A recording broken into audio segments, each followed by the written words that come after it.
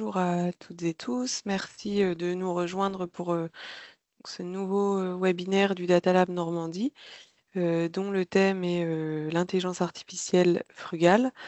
Pour rappel, le webinaire est organisé dans le cadre du cycle de webinaires IA organisé par le Data Lab Normandie, donc le réseau qui fédère les acteurs du territoire normand autour de la donnée et de l'intelligence artificielle.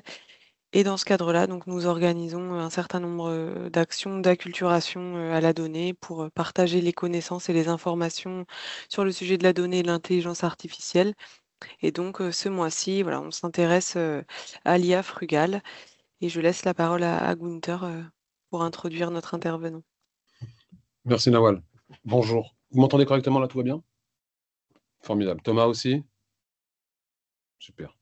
Merci Thomas. Avant de commencer, je me permets de vous présenter pour celles et ceux qui ne vous connaîtraient pas. Et si toutefois je fais une erreur, n'hésitez pas à me corriger. Donc vous êtes un ancien élève de l'ENA et de Centrale Lille. Vous avez débuté votre carrière en tant qu'ingénieur au sein de collectivités territoriales. Et ensuite, vous avez rejoint, pardonnez-moi, la direction générale du Trésor à Bercy comme économiste. Et vous avez pris la décision de quitter ce poste-là pour diriger une entreprise qui s'appelait Living Lab et que vous avez quitté en 2020 pour créer et diriger Ecolab, qui aujourd'hui est le laboratoire d'innovation du ministère de la Transition écologique en charge des startups de la data et de l'IA. Voilà. Et par ailleurs, vous êtes aussi enseignant. Je crois n'avoir rien oublié, mais si c'est le cas, dites-le moi. C'est parfait. Super. Merci Thomas pour cette introduction rapide. Première chose déjà, est-ce que vous pourriez nous présenter l'Ecolab, qu'on comprenne bien quel est son périmètre, ce que fait Ecolab, ce que vous y faites, et puis ensuite on pourrait commencer par une première définition qui serait la vôtre de ce que peut être l'IA frugale. Je coupe mon micro et je le reprends dès que vous avez fini, je vous laisse la parole. Oui, merci Gunther, et puis bonjour à toutes et tous. Je suis ravi d'être parmi vous. Je remercie au passage la région Normandie pour cette invitation. Alors, qu'est-ce que l'Ecolab? Donc, nous sommes logés au sein du Commissariat général au développement durable, qui est une des directions générales de nos ministères aménagement du territoire et transition écologique. On parle d'un pôle ministériel dans lequel il y a le ministère des Transports, du Logement, l'écologie, la mer, etc. Et pour l'ensemble de ce pôle ministériel, en travaillant dans le service recherche et innovation, nous avons deux grandes missions. La première mission est tournée vers l'innovation privée, en fait, donc les solutions portées par les entreprises.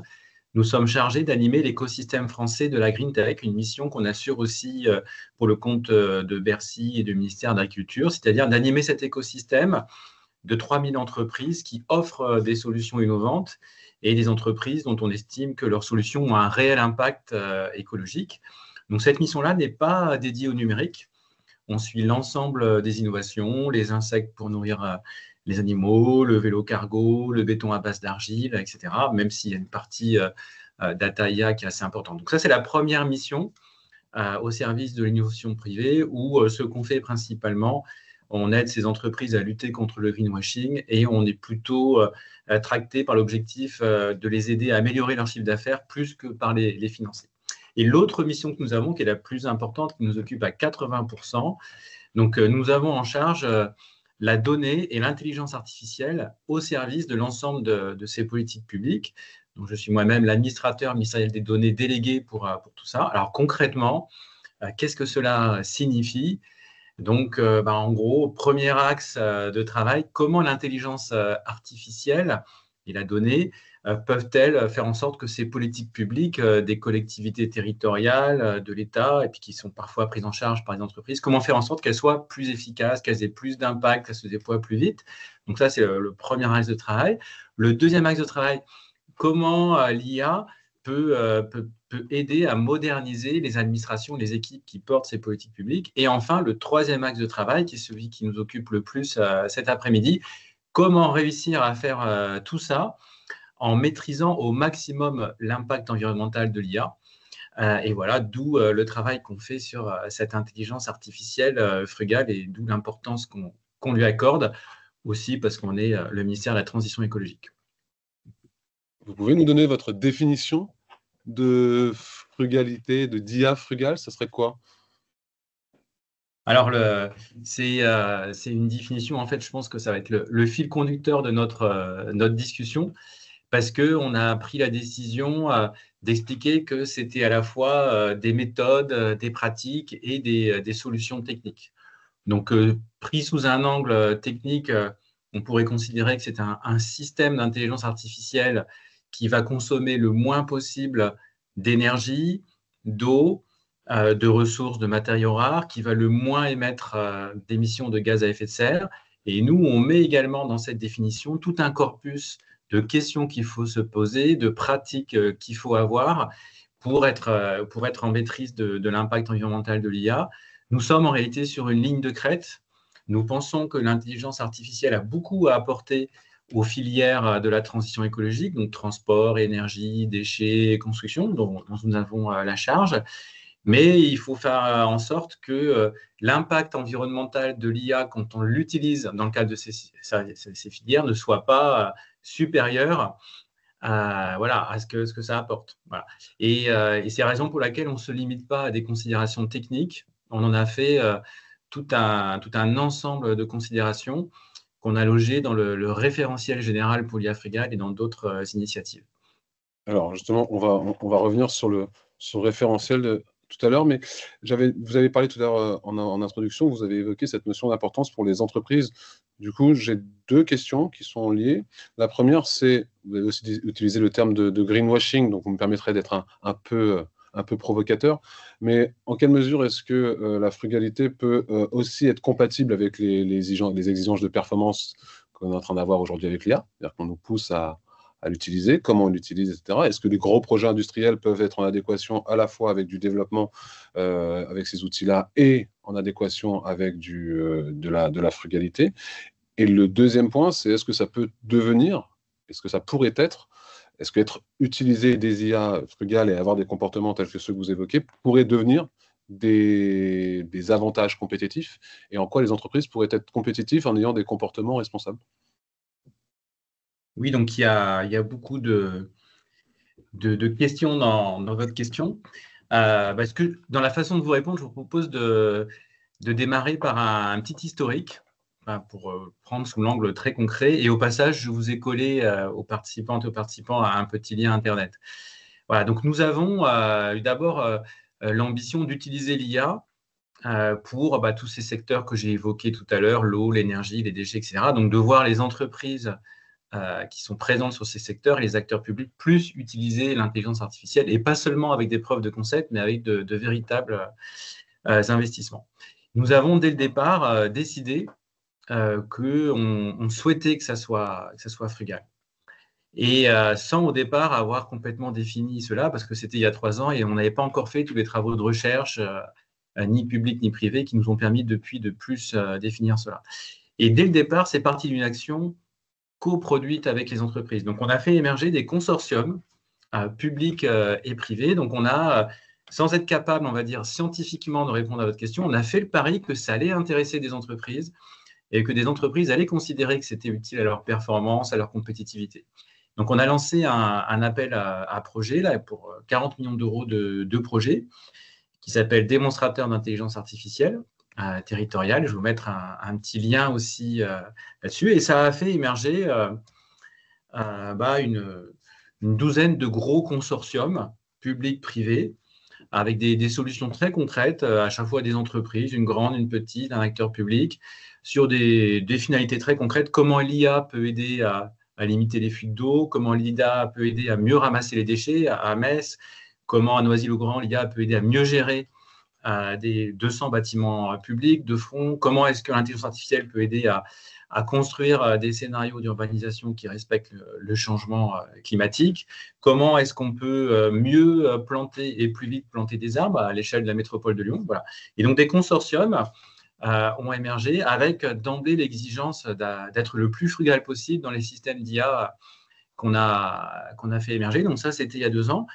Et c'est ces investissements-là, ces actions concrètes-là, de la part d'entreprises et d'acteurs publics, qui nous ont fait toucher du doigt voilà, cette tension qu'il y a derrière votre question. Ah bah oui, d'un côté la frugalité, de l'autre des enjeux de performance. Et on s'est rendu compte que ça se passait plutôt pas mal. Et donc, à la fin de l'année 2023, on a donné rendez-vous à l'ensemble de l'écosystème français d'intelligence artificielle, les industriels, les chercheurs, les administrations, 15 janvier 2024, et on leur dit, voilà, on va essayer d'accélérer là-dessus. Et ça a enclenché toute une séquence de travail. Et là, on a choisi de faire de la norme volontaire. C'est-à-dire que le parti pris de la puissance publique n'a pas été de dire on va rajouter un décret, une loi, etc. On s'est dit on va travailler au contact des entreprises, les grandes et les petites, pour construire avec elles ce que devrait être une forme de norme et de référentiel. Et qu'est-ce que ça révèle? Pour quand même conclure et répondre à votre question, et bien, en réalité, c'est tout à fait compatible, cette frugalité, avec les stratégies des entreprises. Alors, il y a bien évidemment des entreprises qui ont des engagements en responsabilité sociale, environnementale, donc qui seront intéressées pour cette raison-là. Mais ce n'est pas là le plus important. Le plus important, c'est que l'IA frugale est également un marché. C'est-à-dire qu'il y a des attentes. C'est-à-dire que les consommateurs d'intelligence artificielle, eux aussi, ils veulent que leur système d'intelligence artificielle soit le plus frugaux possible. Pas seulement pour qu'il pollue le moins possible, mais aussi pour qu'il soit le moins cher possible. Parce que derrière la frugalité, il y a aussi des enjeux de coût. C'est-à-dire que la frugalité crée un cadre de référence qui aide et qui facilite des prises de décision qui vont limiter les coûts aussi de ces systèmes d'IA. Mais peut-être que pour l'incarner un peu plus, on pourrait évoquer ce qui est derrière, ce qui est l'impact environnemental de l'IA.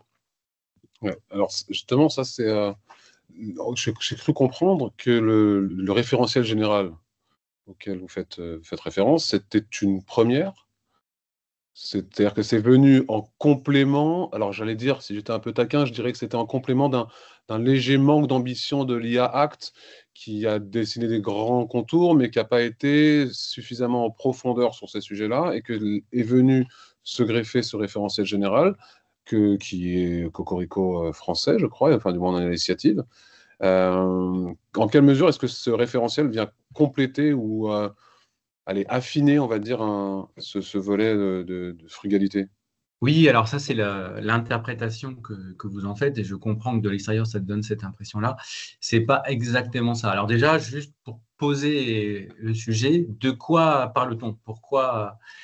Donc en fait, on parle, l'intelligence artificielle a un impact qui grossit énormément. Donc les industriels mettent en avant des performances de plus en plus fortes de leur système, et c'est vrai qu'il y a des gains très forts, parfois 50-60% d'une génération à l'autre en matière, par exemple, de consommation énergétique, mais c'est complètement effacé par ce qu'on appelle l'effet rebond. Complètement effacé. Donc, par exemple, l'Agence internationale de l'énergie a documenté, et on sait que ça va être au moins ça, de 2023 à 2026, donc seulement en 3 ans, c'est multiplication par 10 de la consommation énergétique de l'IA. On a une augmentation très, très importante des émissions de gaz à effet de serre. Google, qui s'était fixé une trajectoire net zéro, sur 3 ans, ils sont fait plus 45%. Microsoft, on est à peu près sur les mêmes ordres de grandeur. Au niveau de la consommation d'eau, tous les 30 prompts, à peu près 30 à 40 prompts, 30 à 40 questions que vous posez à une IA générative, c'est 1 demi-litre d'eau. Vous voyez, c'est vertigineux. Et donc ça, ce sujet-là, il était là, indépendamment de l'IA Act. Et donc, il fallait s'en saisir, en fait. Il fallait s'en saisir. Surtout qu'on voit les avantages de l'IA. Donc, nous, en plus, on est le ministère de la Transition écologique. Donc, les autorités avaient fixé ce cap de recourir plus à l'intelligence artificielle pour que les politiques publiques de la transition écologique aient plus d'impact dans les différents domaines qu'on a évoqués, environnement, biodiversité, énergie, transport, déchets, etc. Donc, il fallait s'en saisir. Donc, ça n'a pas attendu l'IA Act. C'est un peu le hasard qui fait que c'est arrivé en même temps. Et donc, le parti pris, c'est de se dire, on ne va pas rentrer dans une logique à concevoir une loi ou un décret, un arrêté ministériel, mais plutôt d'aller au contact à des entreprises, de commencer à mettre un petit peu d'argent pour faire émerger des projets concrets, pour voir aussi ce que les premiers projets concrets étaient capables de faire.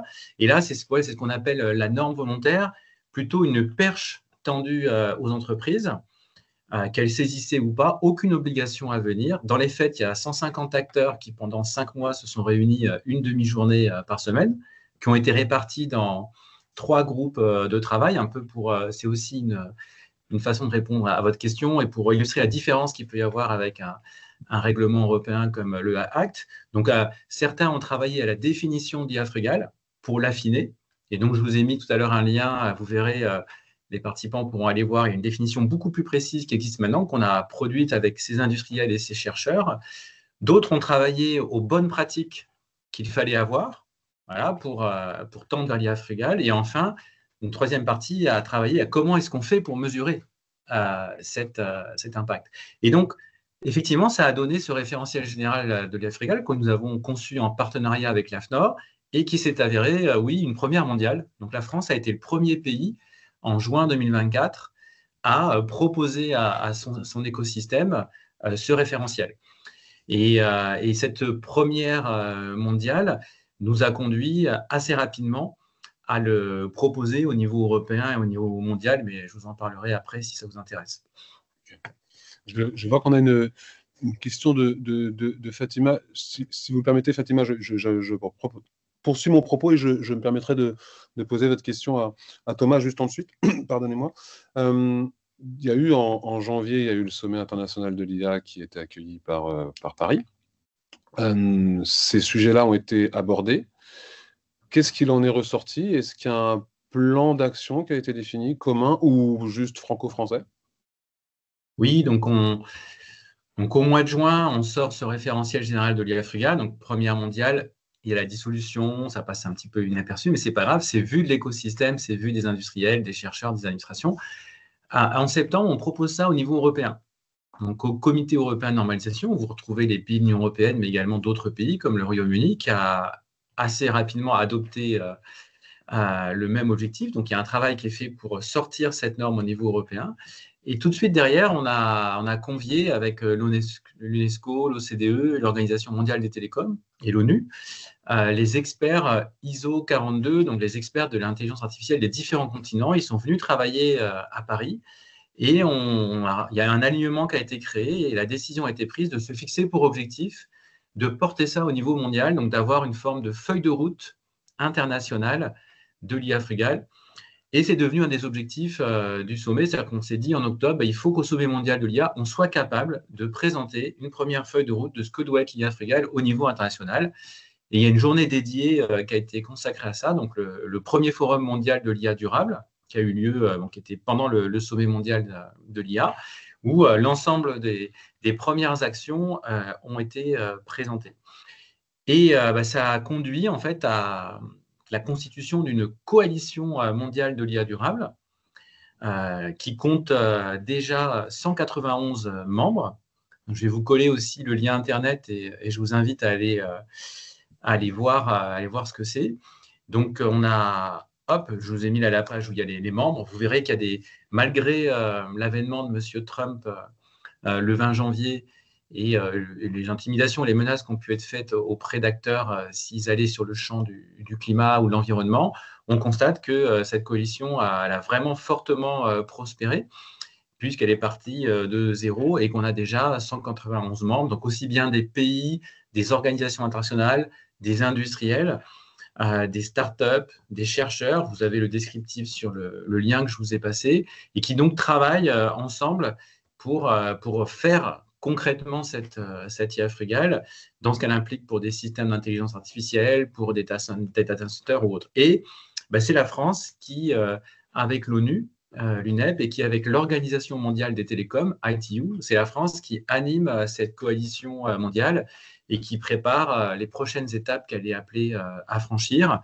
Voilà, il y a des enjeux. Est-ce que le G7 s'en saisisse? Est-ce que l'ONU, les COP s'en saisissent? Et puis là, en juillet, à Genève, il y a une très grosse convention, AI for Good, avec plus de 10 000 personnes, où ça va être un des sujets importants pour l'industrie, pour la recherche, pour les institutions, que d'accélérer là-dessus.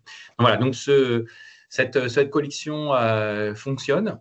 Et on espère, c'est un des objectifs aussi, que le prochain sommet mondial pour l'IA qui aura lieu en Inde aura une dimension IA durable encore plus importante que le sommet de Paris, mais le sommet de Paris, dans l'histoire des sommets de l'IA, a été le premier sommet international qui a mis la transition écologique à l'ordre du jour. Ce n'était jamais arrivé. Avant, on ne parlait que des considérations que vous avez évoquées tout à l'heure, Gunther, de performance, compétitivité, qui sont clés. C'est la première fois qu'un sommet mondial, donc c'est l'initiative à l'initiative de la France, a mis au cœur du sommet et en a fait un des grands livrables que d'avancer sur l'IA durable, donc au niveau international. Alors, je ne suis pas en train de dire que tout ça, ça marche. Je suis surtout en train de dire que c'est le début d'une histoire, parce qu'il voilà, il faut être très, très modeste. Et puis, j'ai lu la question de la participante, dont je n'ai pas vu, oui, de Fatima. Tout à fait. Donc, en fait, la question, c'est ça. Pourquoi est-ce que cette IA frugale va changer notre façon de réfléchir? Parce que changer notre façon de consommer, on le comprend tous plus ou moins. Quels usages je vais faire? Est-ce que les machines, de savoir utiliser la machine permet aussi de faire moins de requêtes? Et vous l'avez dit, une conversation entre 30 et 40 prompts consomme un demi-litre. La question de Fatima, c'est notre façon de réfléchir. C'est pas inintéressant. C'est comment est-ce qu'on fait changer parce qu'on nous met en face cette notion de performance, et derrière, c'est comment est-ce que moi, je modifie ma façon de penser. Est-ce que c'est un point qui est un point bloquant? Oui, Fatima a mis le doigt sur la raison d'être de tout notre travail, et ce d'autant plus que cette même IA, elle apporte quand même des choses. Alors déjà, il y a, c'est un peu, ça peut paraître contradictoire, mais recourir ou pas à l'IA.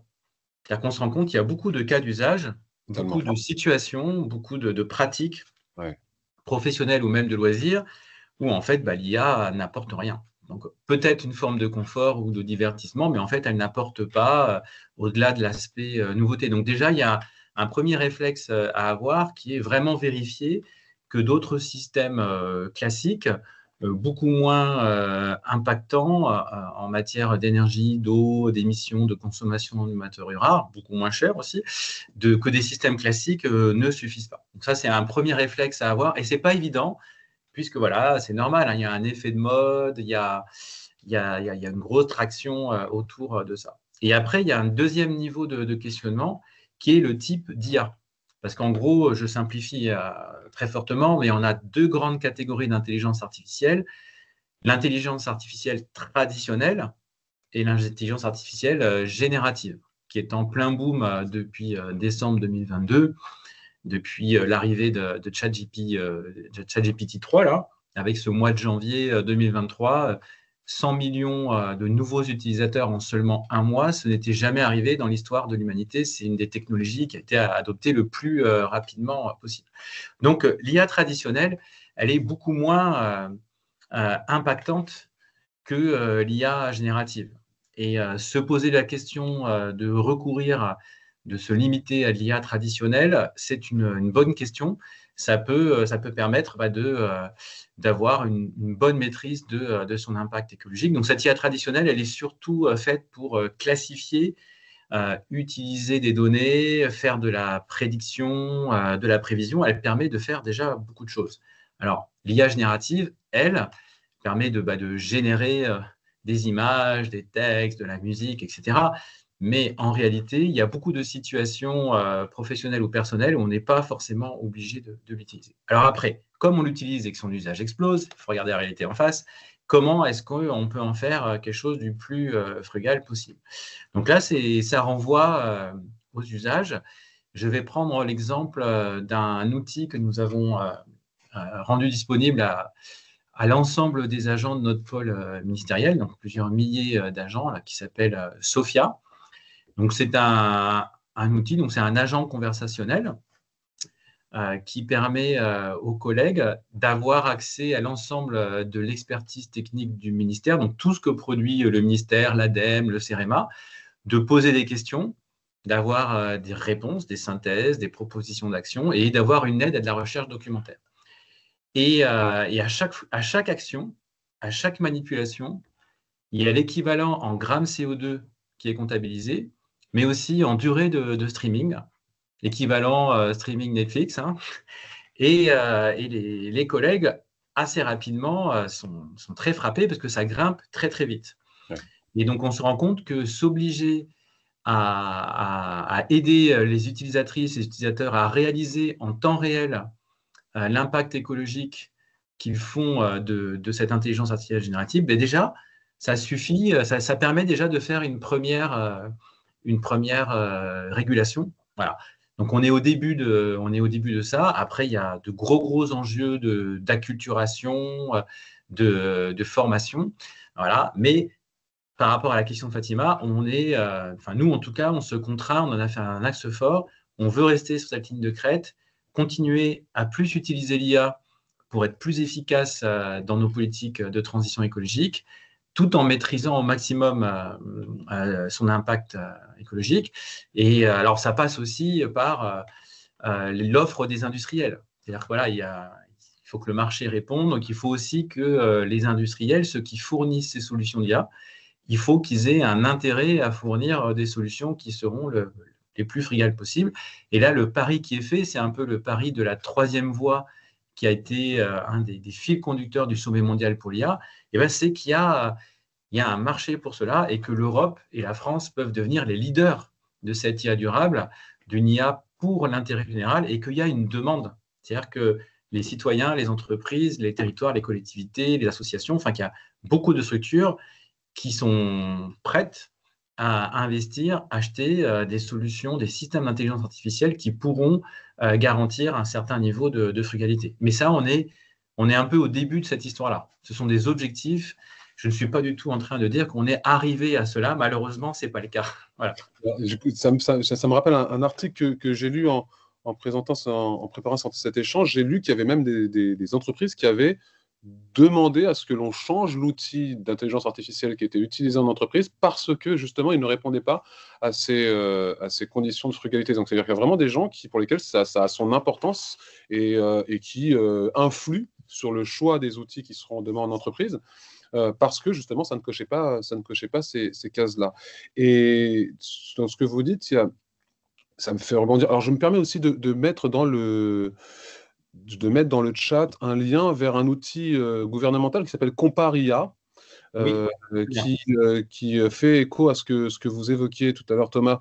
Alors là, pour le coup, ce n'est pas à destination des agents territoriaux, mais c'est à destination du grand public. Vous le connaissez, évidemment. Et c'est relativement ludique, c'est bien fait. Ça permet de poser une question à l'aveugle à deux LLM dont on ne connaît pas le nom.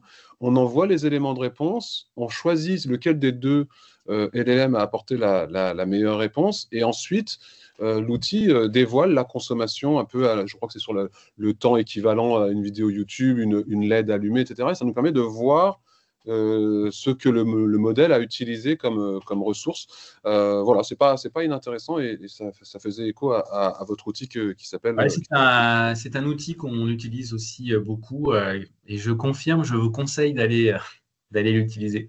Voilà, pour celles et ceux qui, je ne sais pas qui sont vraiment les personnes qui sont dans la visio, qui sont déjà entre guillemets dans la partie, il y a le commun Green Algorithm que je vous invite à découvrir et qui permet, si vous êtes dans la situation d'être une entreprise en train de développer ou de mettre en place des usages, des systèmes, qui permet aussi de faire des choses intéressantes. Ouais. Alors, il y a une question de… Alors, pardonnez-moi si j'écorche votre nom, Akasu, qui est quid d'un label ou d'une incitation fiscale?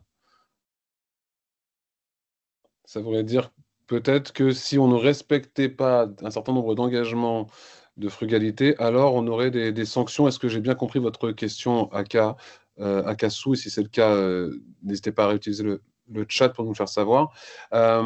Et pour faire rebond à ce que vous évoquez, Thomas, si on veut être un bon élève, vous avez cité l'exemple d'un industriel, mais ça peut s'appliquer à d'autres, on a envie de bien faire.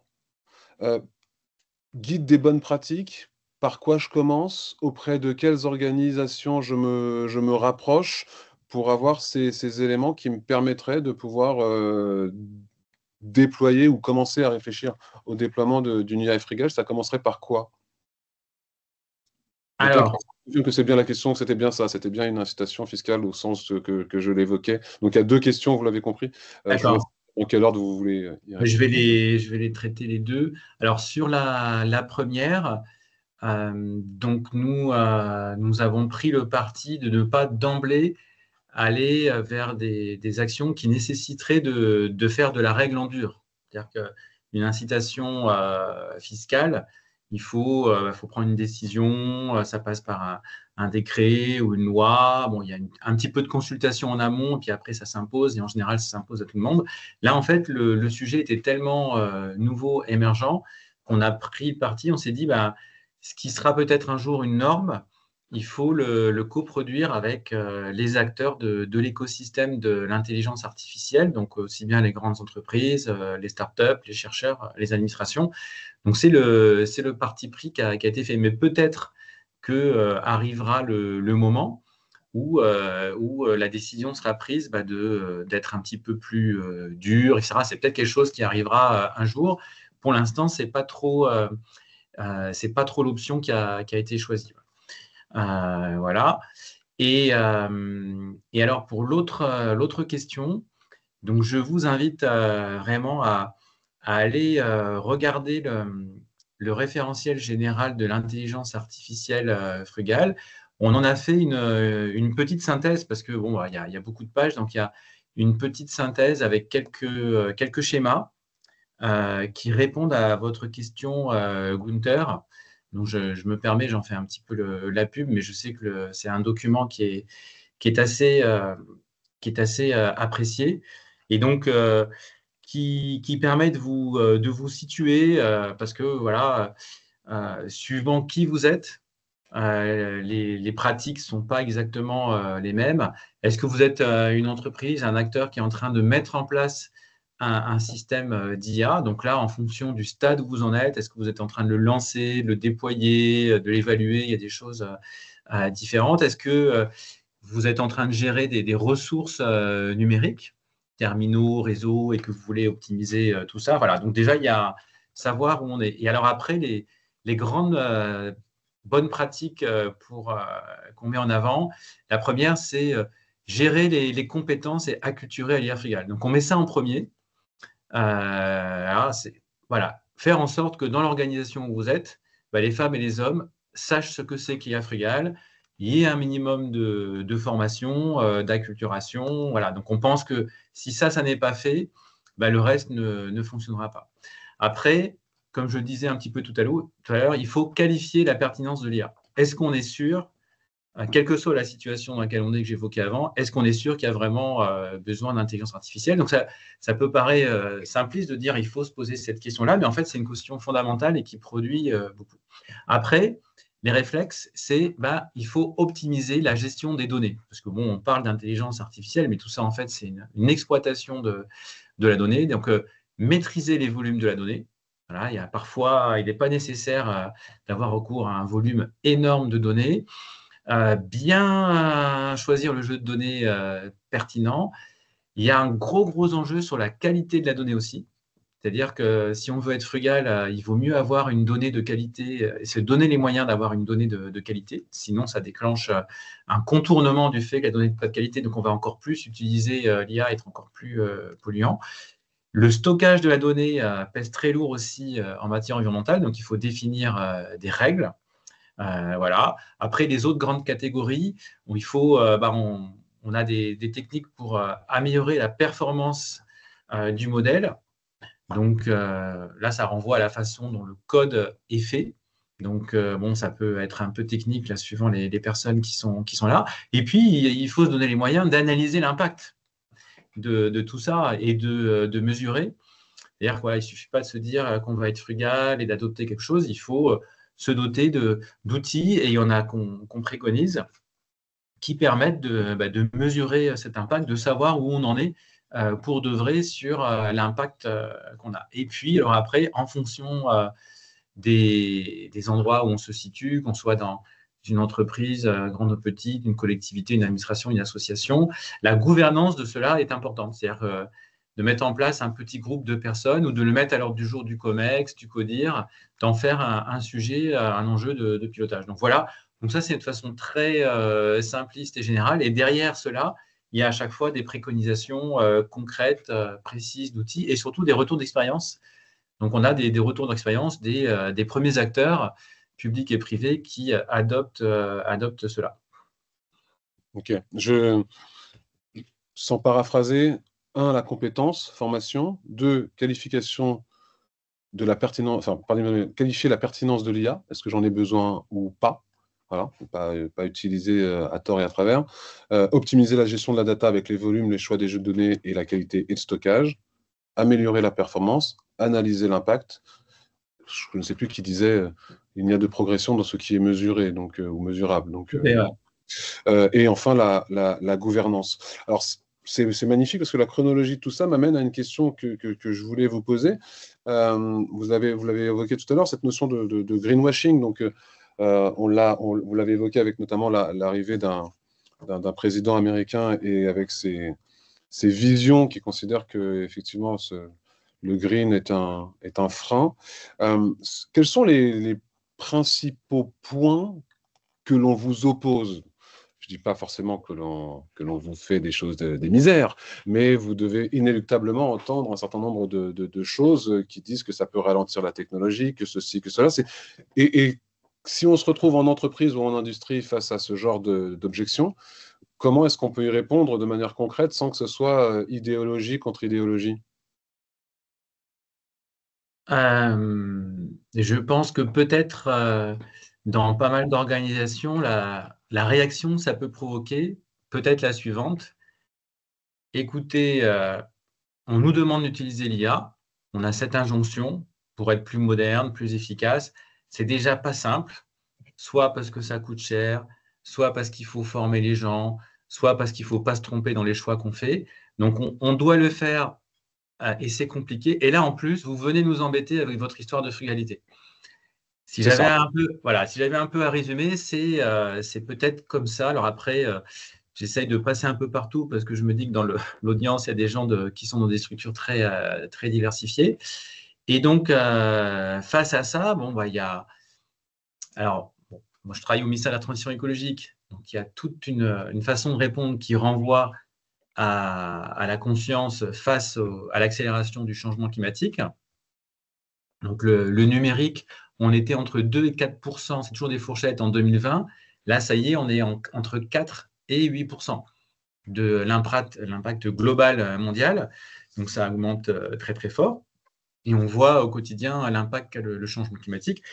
Et je rappelle la statistique que j'ai sortie tout à l'heure de la multiplication par 10 de la consommation énergétique de l'IA, rien qu'en 2023 et 2026. Donc, bon, déjà, c'est toujours intéressant de rappeler qu'il n'y a qu'une seule planète.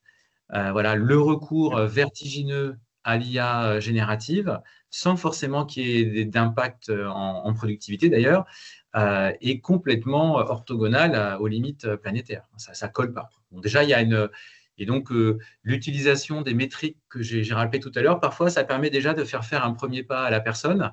Voilà, un demi-litre d'eau, dès qu'un professeur donne un devoir à une classe de 30 élèves, c'est plusieurs litres d'eau, quoi, en ce moment, au moment où on se parle, parce que la plupart utilisent une IA générative quelconque. Voilà, donc ça pose des vrais sujets. Et puis après, il y a un sujet en opportunité, en stratégie, que ça soit une entreprise qui propose des services, soit une entreprise qui vend des systèmes d'IA, soit une entreprise qui utilise des systèmes d'IA pour vendre après ses propres services, ou que ce soit une organisation publique qui fonctionne grâce à de l'IA.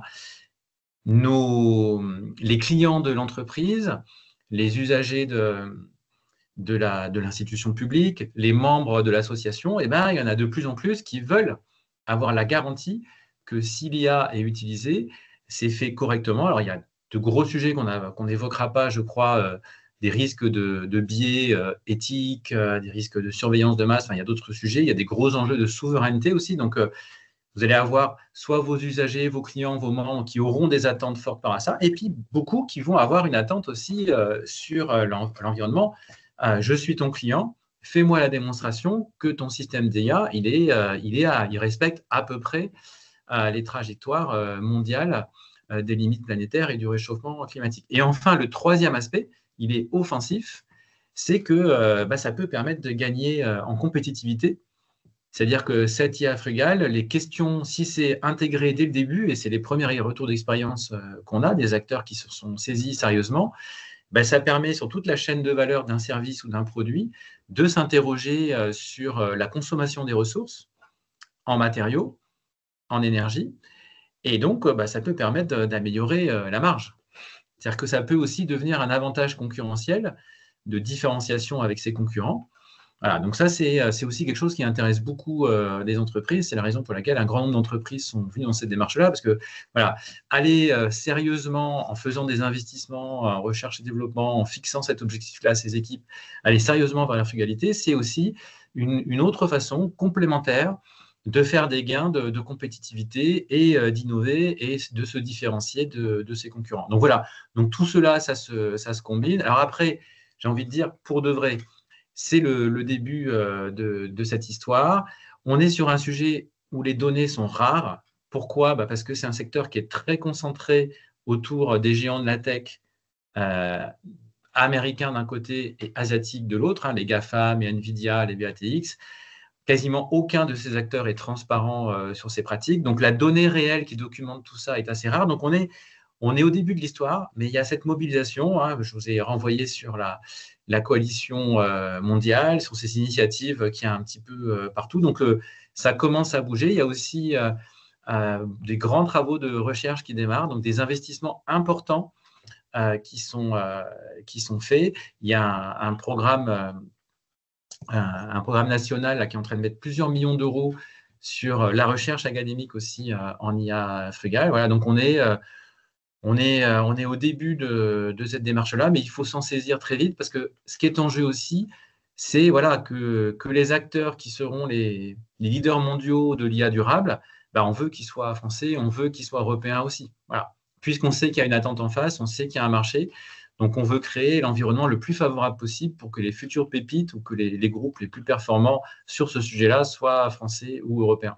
Oui, et puis comme vous l'avez dit, c'est-à-dire au-delà du bon sens qui parfois ne se suffit pas à lui-même, de se dire qu'on le fait pour la planète, avoir de l'avance sur la législation, parce qu'il y a ce point-là, vous l'avez dit tout à l'heure, aujourd'hui, il n'y a pas encore de législation qui soit une contrainte sur ces sujets-là, mais on sait très bien que ça va arriver. Et la question, c'est quand est-ce que ça arrivera, que ce soit une échelle d'ailleurs européenne ou française, parce qu'on l'a vu sur l'article 4 de l'IA Act, là, qui a été amendé au mois de mars, qui a dit toute entreprise qui aujourd'hui met en place des outils d'intelligence artificielle en son sein doit former le staff. Il n'est plus possible de mettre de l'IA sans que les gens soient formés. Et d'ailleurs, c'est le point numéro 1 que vous avez évoqué, c'est-à-dire que c'est la notion de la compétence et la formation. Donc ça, c'est déjà, on va dire, un peu du bon sens. Et puis ensuite, c'est effectivement prendre de l'avance sur ce qui sera inéluctable demain et un atout de compétitivité à n'en pas douter. Je vois une question, pardonnez-moi, à nouveau de Aka qui nous demande quel est le lien des outils que vous avez préconisés tout à l'heure sur les REX pardonnez-moi, les outils préconisés et les REX que vous avez mentionnés. Alors, je crois... Alors, j'en ai mis un, donc, qui est Green Algorithm. Alors, ils sont tous dans le référentiel de l'IA frugable. Je vous envoie aussi vers Ecologist, je vous envoie vers Code Carbone. Et si vous voulez des exemples concrets de projets territoriaux, là j'ai mis un petit lien derrière, mais surtout, il y a aussi un livre blanc qui est réalisé. Ce que je vous conseille, c'est que vous pouvez participer aux réunions. Donc, il y a une communauté des acteurs de l'IA durable qui se réunit en France en webinaire ou en présentiel. Donc, la prochaine, c'est en présentiel le 24 juin à Tours. Il y a une journée à Tours de travail. Et en webinaire, la dernière fois, c'était il y a 3 semaines. Alors, c'était sur l'intelligence artificielle pour l'adaptation au changement climatique. Et l'ensemble, et en général, il y a des retours d'expérience. On glisse toujours un retour d'expérience d'une entreprise qui explique comment elle a fait, etc. Et l'ensemble de ces opérations sont ouvertes à toutes et tous. Voilà, donc ça, vous avez l'information sur cette actualité via les réseaux sociaux du ministère ou nous, des collabs, c'est sur LinkedIn principalement. Voilà, et vous avez sur le site Green Tech Innovation, il y a une partie IA. Je vais vous mettre le lien aussi où vous trouvez les informations là-dessus. Voilà, et donc, en général, donc dès qu'entre guillemets, on se retrouve au sein de la communauté, on insère un ou deux rétex de la part d'entreprises ou de collectivités territoriales. C'est les deux acteurs clés qu'on a identifiés, avec derrière, bien évidemment, la recherche qui est là pour les aider.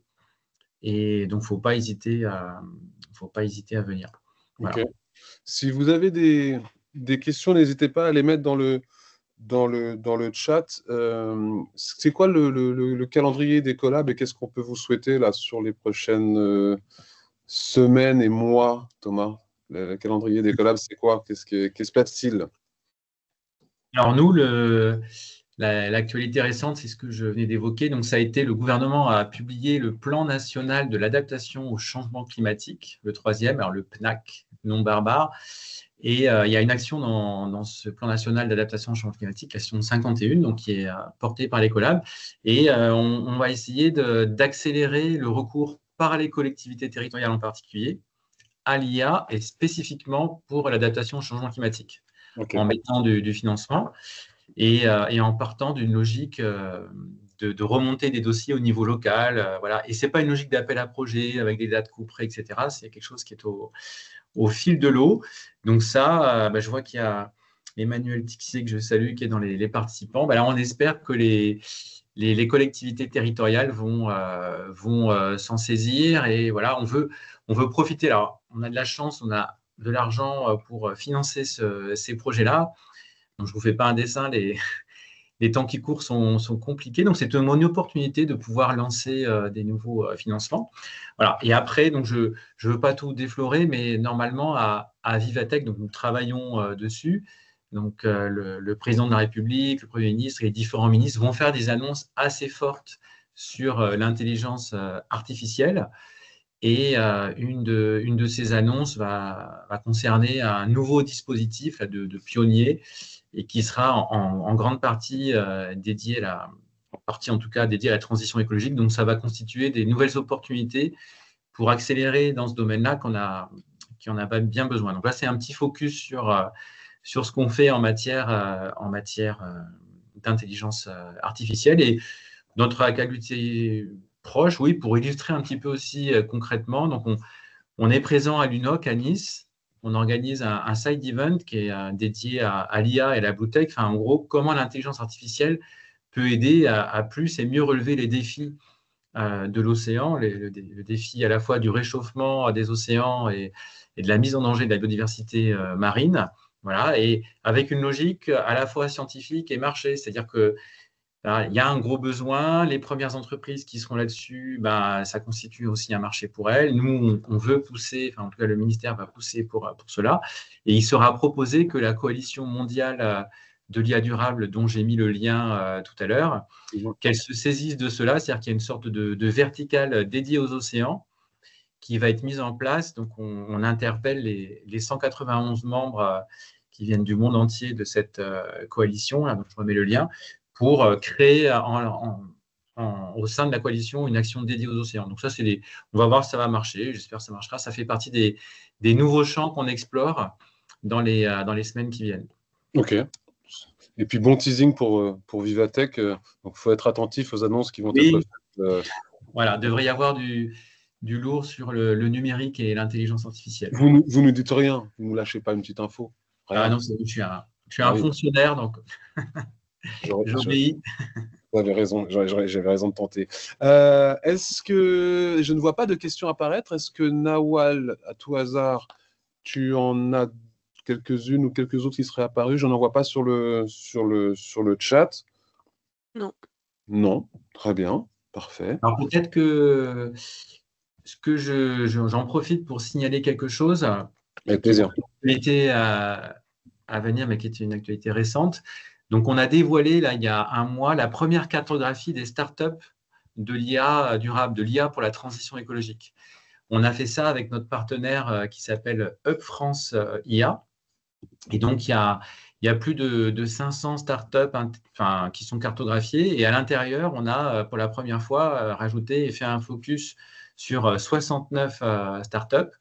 Et donc, c'est pour signaler, parce qu'on est observateur de cela depuis un certain temps. Donc, il y a de plus en plus de startups, de PME innovantes qui ont une offre innovantes en matière d'IA, directement dédiées à la transition écologique. Donc, il y a de plus en plus de solutions. C'est-à-dire que si vous êtes un acteur et que vous voulez avoir recours à l'IA dans ces différentes considérations de la transition écologique ou pour être frugal, il y a de plus en plus de solutions à disposition.